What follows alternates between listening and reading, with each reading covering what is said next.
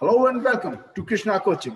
मैं Sachin Goyal, director Krishna coaching. आज के इस सेशन में आपका स्वागत करता हूं। आज का सेशन हम स्टार्ट करने जा रहे हैं 1924 और 25 के पीरियड से। किस तरह से रेवोल्यूशनरी एक्ट्स हो रहे थे इंडियन नेशनल फ्रीडम मूवमेंट में, मैं आज आपको वो भी करवाऊंगा। और जिसकी वजह से आगे फिर क्या चेंजेस आए, साइमन कमीशन, नेहरू कमेटी, ठीक है, मोहम्मद अली जिन्ना के 14 पॉइंट्स। मेरा प्लान है आज मैं आपको ये सब कुछ करवाऊं। मैंने पिछली बार के सेशन में बताया था कि आज मैं कहां से स्टार्ट करूंगा। So accordingly I am going to start with Kakori conspiracy, Kakori कांड। क्या था काकोरी कांड, समझिए। राम प्रसाद बिस्मिल, चंद्रशेखर आजाद, अशफाक उल्लाह खान, भगत सिंह और भी कई क्रांतिकारी जो हैं, उन्हें अपनी क्रांतिकारी गतिविधियों को आगे बढ़ाने के लिए फंड्स की जरूरत थी।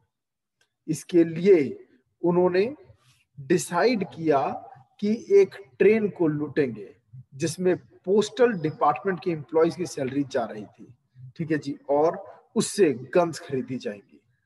मॉजर्स यूज किए गए, ठीक है। एक कविता इस प्रकरण के साथ बड़ी फेमस है, सरफरोशी की तमन्ना अब हमारे दिल में है, देखना है जोर कितना बाजुए कातिल में है। तो डैश डैश। तो आगे इस तरह की पोएम्स अभी इससे जुड़ी हुई हैं। कई बॉलीवुड मूवीज भी आई हैं जिसमें इसको बहुत अच्छे से दिखाया गया है, ठीक है। आज फिर रंग दे बसंती से इसको जोड़ा जा सकता है, ठीक है। तो आज मैं इसके कुछ मेन फैक्ट्स के साथ आपको कुछ स्क्रीन अपनी दिखाकर बताऊंगा, ठीक है ji. So I would like to show you people my screen. Here I show you my screen, okay, this is my screen. ये विकिपीडिया से मैं कुछ कंटेंट आपको दिखाना चाहूंगा। Can you see this? Can you see this? Yes sir. ये देखिए, Kakori conspiracy क्या थी। इसको काकोरी ट्रेन रॉबरी भी कहते हैं। मैं ऐसा करता हूँ, इसका हो सके तो फॉन्ट थोड़ा सा बड़ा कर देता हूँ। वेट, लेट मी।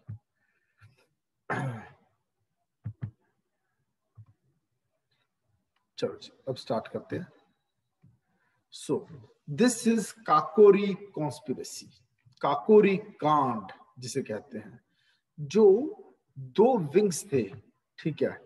एक तो था जिसे कहते हैं हम कांग्रेस के लीडर्स का, और दूसरे ये लोग थे नेशनलिस्ट्स, ठीक है, क्रांतिकारी लोग जो रेवोल्यूशनरी एक्ट्स करते थे, ठीक है जी। तो काकोरी कॉन्स्पिरेसी और काकोरी ट्रेन रॉबरी या फिर काकोरी केस, इसको तीन नामों से जाना जाता है, okay. Let me annotate a little bit, that will be helpful for you. हाँ, ये देखिए,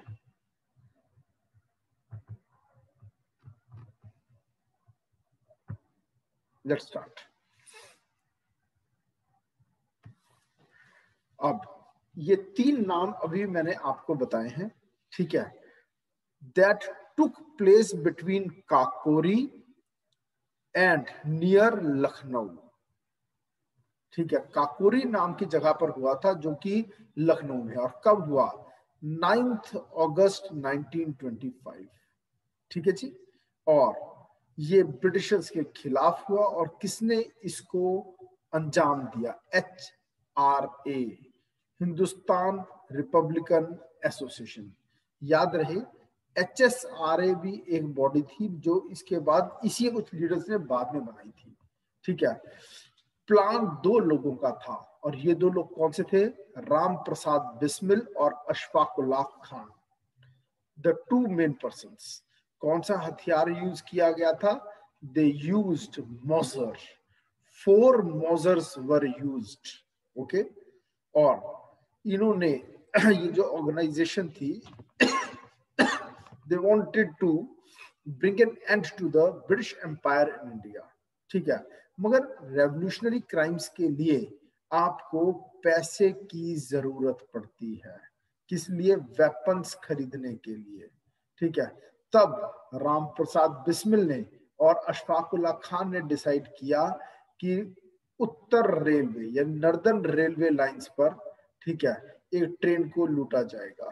ओके, और एग्जीक्यूट करने वाले यानी इंप्लीमेंट करने वाले लोग कौन थे? पहले तो जिन दो लोगों ने मेन प्लान बनाया, राम प्रसाद बिस्मिल और अशफाक उल्लाह खान, ये दो। फिर राजेंद्र लहरी, चंद्रशेखर आजाद, ठीक है, इनको पंडित जी कहते थे बाकी लोग, सचिंद्र बख्शी, केशव चक्रवर्ती और मनमथनाथ गुप्ता, मुकुंडी लाल गुप्ता, बनवारी लाल, कुंदन लाल और प्राणवेश मुखर्जी। ओके, एक पैसेंजर की भी मौत हुई थी, लेकिन that was an unintentional killing. Okay, और इसके अलावा जो बात आपको इसमें पता होनी चाहिए वो क्या है? ठीक है, पहले तो याद रखना नॉर्दर्न रेलवे में ये सब कुछ हुआ है। क्लियर? उत्तर रेलवे। और आगे चलते हैं, ये इसको क्लियर करते हैं। Then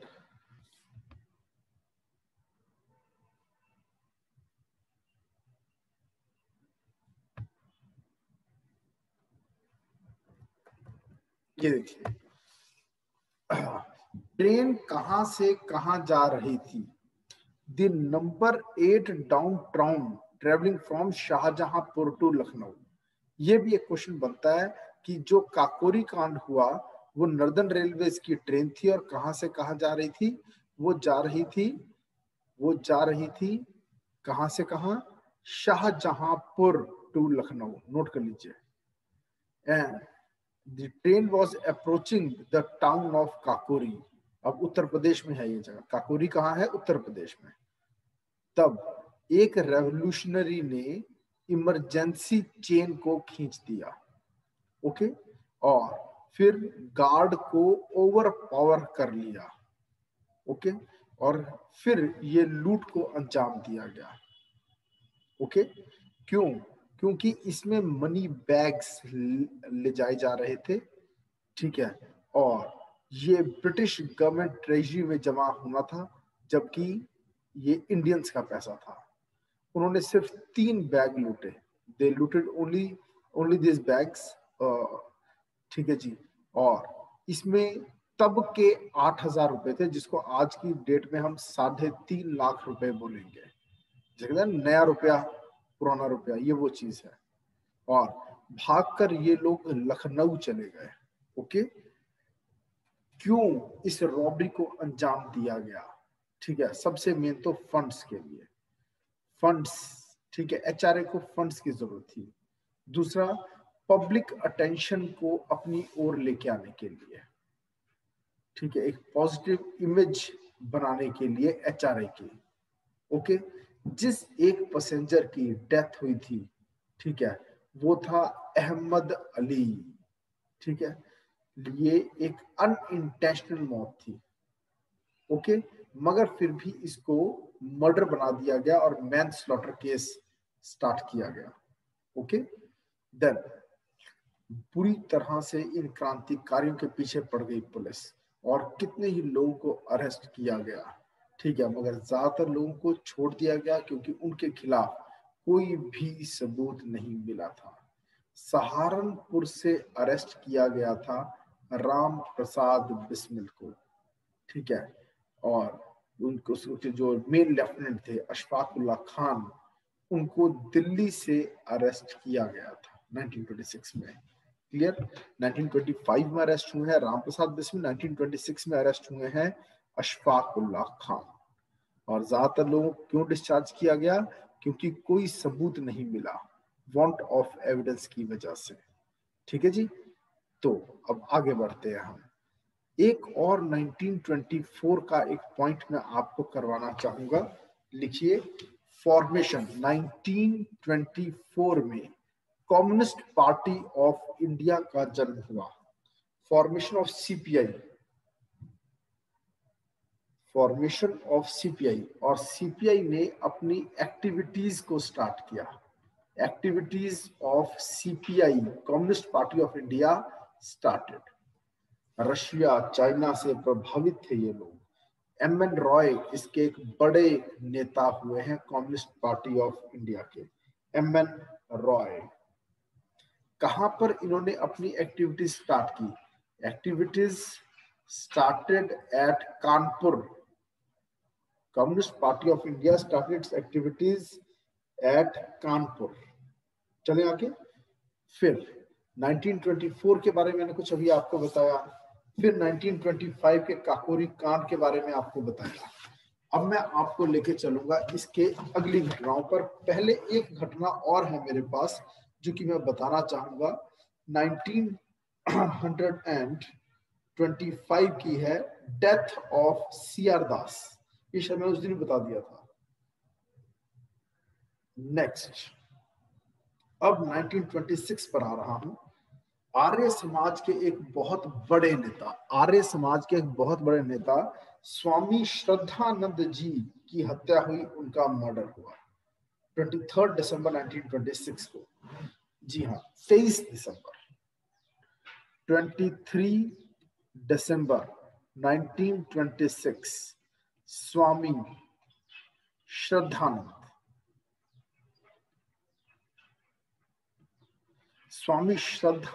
was murdered. Swami Shraddhanand was murdered. A great leader of Arya Samaj. ये आर्य समाज के एक बहुत बड़े नेता थे। A big leader of Arya Samaj. अब Sir, murdered by ऐसा होता है, ये पॉलिटिकल मर्डर्स होते हैं ज्यादातर। ठीक है जी। अब अगर इसको हम सर्च करेंगे तो ऐसा नहीं जवाब नहीं मिलेगा, नहीं जवाब मिल जाएगा। देख लेते हैं। ये देखिए, स्वामी श्रद्धानंद के बारे में ढूंढना पड़ेगा हमें। हिस्ट्री में ना इस प्रकार के क्वेश्चंस बहुत होते हैं जो निकलते हैं, मगर इन सब का जवाब एक जगह से निकलता है और वो क्या है? गूगल। ठीक है जी। अब मर्डर किसने किया, वो कहां से था? Swami Shraddhanand.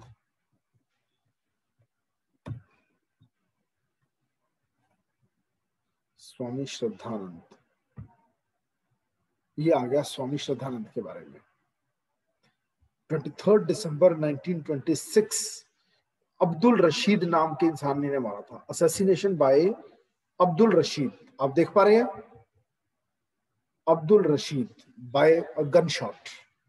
He was a freedom fighter as well as a teacher and a social worker. He was murdered by Abdul Rashid.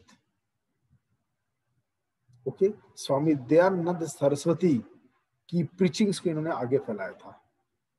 Okay, Gurukul कानून यूनिवर्सिटी इन्होंने इस्टेब्लिश की थी। ओके, और अगर हम इनकी और डेथ के बारे में देखते हैं, ये देखिए, असैसिनेशन। अब्दुल रशीद नाम के इंसान ने इनको असैसिनेट किया। गांधी, महात्मा गांधी ने भी he paid his condolences on his murder, okay, at the Guwahati session of the Congress. Okay, शायद रीजन यहाँ दिया हो पर नहीं है शायद। Now you will perhaps wonder why I have called Abdul Rashid a brother and I repeat it. ठीक है, I do not even regard him as guilty of Swamiji's murder. Guilty indeed are all those who excited feelings of hatred. For us Hindus, the Gita enjoins on us. ठीक है जी, बस इतना काफी है उनके लिए। ओके, और आगे चलते हैं। ऐसे न्यूमरस क्वेश्चन है जिस स्वामी श्रद्धानंद के बारे में देखो पूरी लाइफ हिस्ट्री हम जान सकते हैं, लेकिन यूपीएससी की प्रिपरेशन करते हुए व्हाट टू स्टडी से ज्यादा जरूरी है व्हाट नॉट टू स्टडी। ऐसे ही क्लैट, लॉ एंट्रेंस के एग्जाम्स होते हैं, PCSJ, HCSJ, what to study से ज्यादा जरूरी हो जाता है what not to study. Okay, और आगे चलते हैं हम। नेक्स्ट, हाँ जी, तो अगली चीज जो मैं आपको बताने जा रहा था वो है 1926 का एक्ट है। 1926 लॉर्ड इरविन हमारे देश के क्या बन गए? Governor general of India. Governor general of India and also and also Viceroy of India. जहां तो अभी भी राजा महाराजा है यानी इंडियन स्टेट्स, वहां पर इनको ये उस इंसान को वाइसरॉय कहते थे, और जहां पर राजा महाराजा नहीं है, ठीक है, सीधा एक गवर्नर है, और गवर्नर के ऊपर पूरे देश का गवर्नर जनरल। तो एक ही इंसान वाइसरॉय भी था, एक ही इंसान गवर्नर जनरल भी था। और ये सिस्टम कब से शुरू हुआ? 1958 से, 1958 से। और गवर्नर जनरल कम वाइसरॉय बनकर कौन आए? Lord Irwin, Lord Irwin. ठीक है जी। 1926 की ये सबसे इंपॉर्टेंट घटना है। क्यों? इनका एक अच्छा योगदान रहेगा सेकेंड राउंड टेबल कॉन्फ्रेंस के रिलेशन में। ओके, अब आता है इसका अगला साल 1927, 1927। इसमें क्या हुआ समझिए।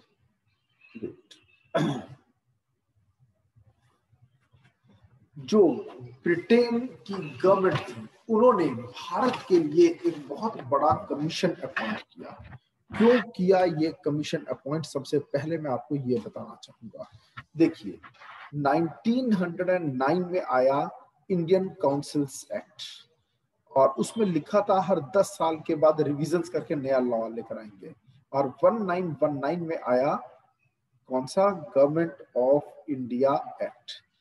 1919 को एक्ट को हम मॉन्टेग कैम्सफोर्ड रिफॉर्म्स भी कहते हैं, जबकि 1909 के एक्ट को हम मॉर्ली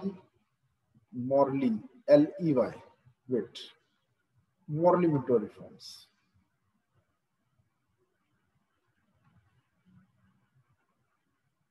मॉर्ली मिंटो रिफॉर्म्स भी कहते हैं। ओके, और इसके 10 साल के बाद अगला लॉ पास होना था 1929 में। जैसे 1919 के एक्ट से पहले आया था ऑगस्ट डिक्लेरेशन। ऑगस्ट, एक और नाम बताओ मुझे ऑगस्ट डिक्लेरेशन का जो मैंने आपको करवाया हुआ है। मॉन्टेग कैम्सफोर्ड रिफॉर्म से पहले आया था ऑगस्ट डिक्लेरेशन। ऑगस्ट डिक्लेरेशन को हम और किस नाम से जानते हैं? हिंट दें आपको? बताएं, देखते हैं कौन बताएगा। Sir, this only Montague Declaration. Yes, August declaration और मॉन्टेग डिक्लेरेशन एक ही चीज है। ये देखिए, जलियांवाला बाग ट्रेजेडी के बारे में आ रहा है यहाँ, ठीक है। और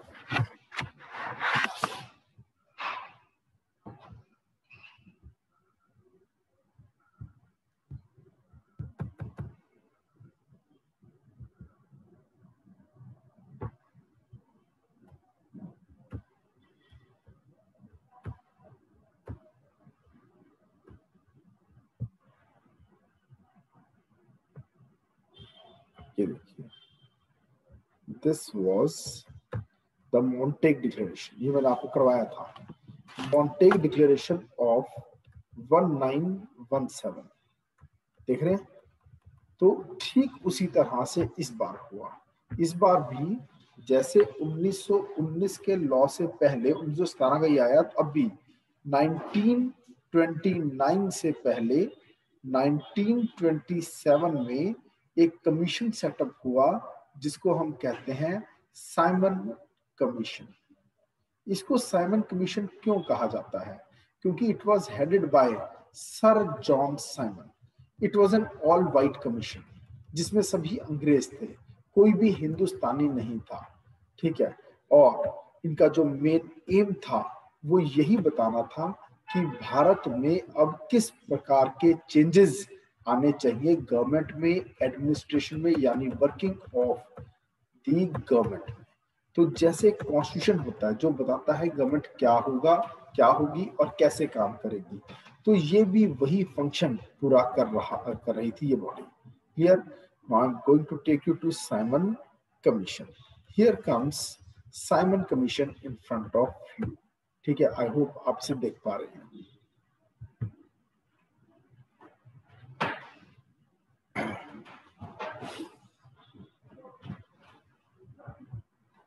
here it is.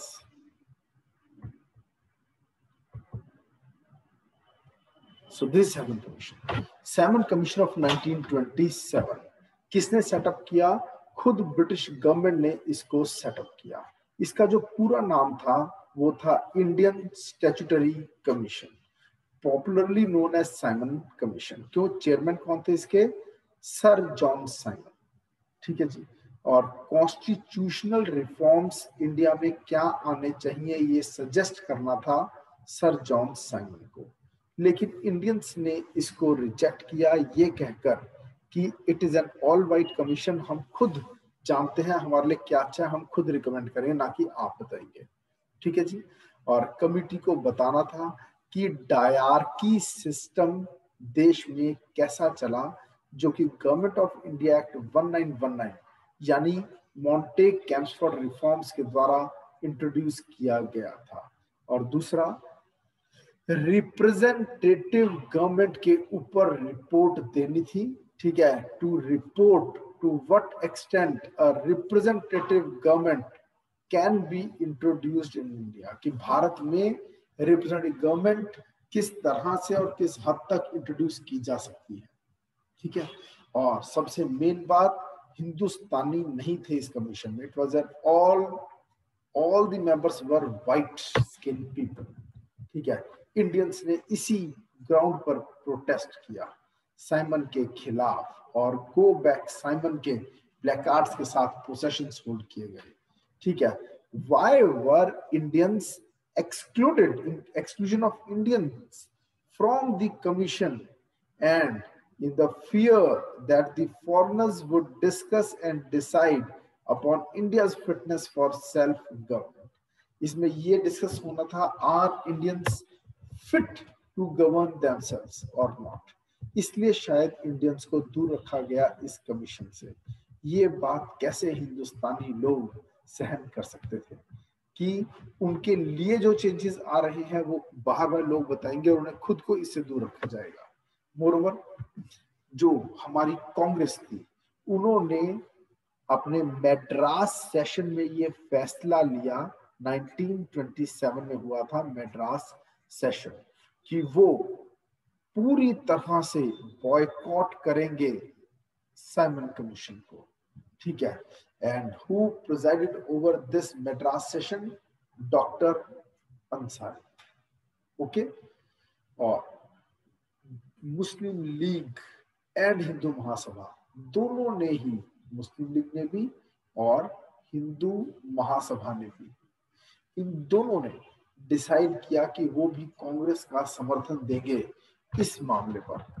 ये मामला ही कुछ ऐसा था। और ये साइमन कमीशन जो है ये इंडिया पहुंचा और उनके खिलाफ, साइमन के खिलाफ काफी बड़े बड़े प्रोटेस्ट और रिलीज हुए। 3 Feb 1928 को commission was greeted with hartals and black flag demonstrations under the slogan Simon go back. भड़क गया सर्जन साइमन। ठीक है। और लाठी चार्ज हुआ। ठीक है। गवर्नमेंट ने ब्रूटल सप्रेशन करने की कोशिश की इस रिबेलियन की। पुलिस अटैक्स हुए to break the popular opposition. ठीक है। देन लाहौर में लाला लाजपत राय का लाठी चार्ज हुआ। Okay. And he died due to his injuries. और आगे चलते हैं हम। देन जब साइमन कमीशन ने अपनी रिपोर्ट दी 1928 में, तो उसके खिलाफ कांग्रेस वालों ने भी अपनी रिपोर्ट दी 1928 में। ठीक है जी। और सर जॉन साइमन की हर बात को काउंटर किया। Okay. Then all important leaders and parties tried to meet the challenge of the Simon Commission by getting together and trying to evolve an alternative scheme of constitutional reforms. Nehru said was tabled in 1928 by Motilal Nehru. ठीक है जी। सही one बात नहीं है, सभी Simon commission का विरोध कर रहे थे। Okay. It remains memorable as the first major Indian effort. ये पहली बार एक मेजर एफर्ट था भारतीय लोगों का कि कॉन्स्टिट्यूशनल फ्रेमवर्क के ऊपर बात कर रहे थे। They made efforts to draft a constitutional framework for whole India with lists of central and provincial kingdoms and fundamental rights. याद रहे 1935 का जो गवर्नमेंट ऑफ इंडिया एक्ट था उसमें ये सब इंप्लीमेंट हुआ, अलग अलग हुए सारे सब्जेक्ट्स, अलग अलग हुए उसके काम, अलग अलग हुए उनकी यूनिफॉर्म्स। देन जो रिकमेंडेशंस आई उससे एक डिबेट हो गया concerning the goal of Indian domain status और कंप्लीट इंडिपेंडेंस। क्या दे, एक डिबेट स्टार्ट होगा, भारत को डोमिनेंस स्टेटस देना चाहिए या कंप्लीट इंडिपेंडेंस देनी चाहिए। ओके, इस कमेटी के बाकी मेंबर्स कौन थे? नेहरू कमेटी के तेज बहादुर Sapru, Ali Imam, MS Aney, Mangal Singh, Shoaib Qureshi, GR Pradhan and Subhash Chandra Bose. Clear? अब जो कहा था इस रिपोर्ट में, नेहरू रिपोर्ट में, वो सब कुछ उल्टा था साइमन कमीशन की रिपोर्ट से। ठीक है, नेहरू जी ने भारत में मांगा रिस्पॉन्सिबल गवर्नमेंट होनी चाहिए, दोनों जगह, सेंटर में भी, प्रोविंसेस में भी। ओके, और नेहरू जी ने यहाँ पर एडवोकेसी की, किसकी? डोमिनियन स्टेटस की, और कहा हमें भी कंप्लीट इंडिपेंडेंस नहीं चाहिए। देन यूनिवर्सल सफरेज, हर किसी को वोटिंग राइट्स भारत में मिलने चाहिए। Okay, it rejected separate community, कि धर्म के आधार पर इलेक्टोरेट को बांटना गलत है। Okay, then Muslim reservation in centre and in provinces where they were in minority, कि जहां कम है वहां उन्हें माइनॉरिटी मिले। क्लियर? अब जो अगला टॉपिक भी आने वाला है 2 पॉइंट्स के बाद, report recommended equal rights for women. Okay, then disassociation of state from religion. Okay, और नॉर्थ वेस्ट प्रोविंस के लिए लैंग्वेज के आधार पर डिमांड की गई रीऑर्गेनाइजेशन। नेहरू रिपोर्ट के खिलाफ मोहम्मद अली जिन्ना ने भी अपने 14 पॉइंट्स दिए, इनको 14 पॉइंट्स ऑफ जिन्ना कहते हैं। Okay, did not accept Nehru report, he did not accept Nehru report, और 14 पॉइंट्स ड्रॉ किए। ये कब हुआ था? 1929 में। 1929 से बड़ी जबरदस्त कहानी स्टार्ट होती है, ठीक है, जो कि हमने अगले सेशन में आपको सुनानी है। Lahore session, civil disobedience movement, ये सब कुछ। Any question you can ask.